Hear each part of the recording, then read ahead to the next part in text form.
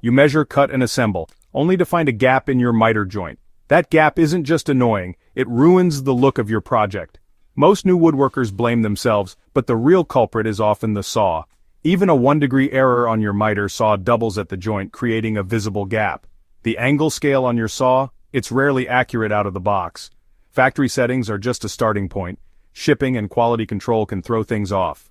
Trusting those numbers without checking is a recipe for frustration. This isn't just a problem with cheap saws, even expensive ones can be off.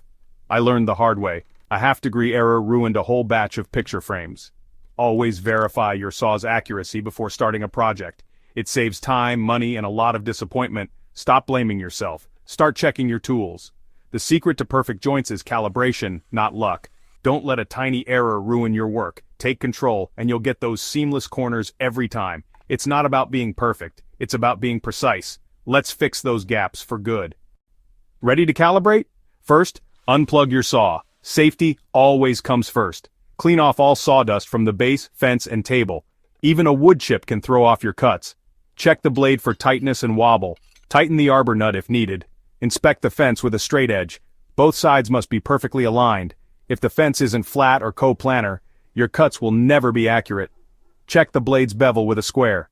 Make sure it's exactly 90 degrees to the table. Any tilt or misalignment here will ruin your cross cuts.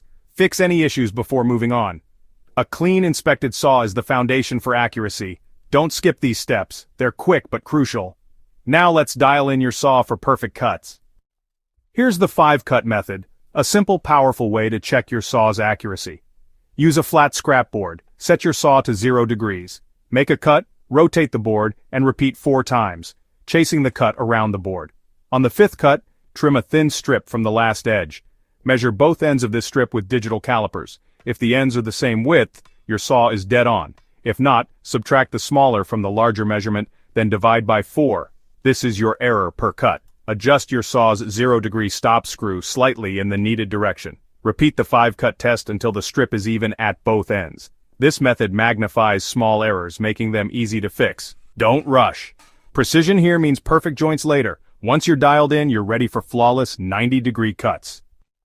With your saw set for perfect 90s, let's tackle 45-degree miters. Don't trust the detent. Verify with a quality square or triangle. Unplug the saw, set it to 45, and check for gaps between the blade and square.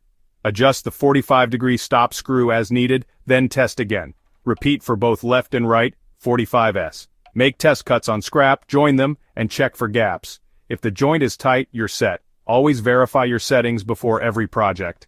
Calibration takes minutes, but saves hours of frustration. Anyone can achieve perfect miters with a little patience and the right checks. Now go make those flawless corners.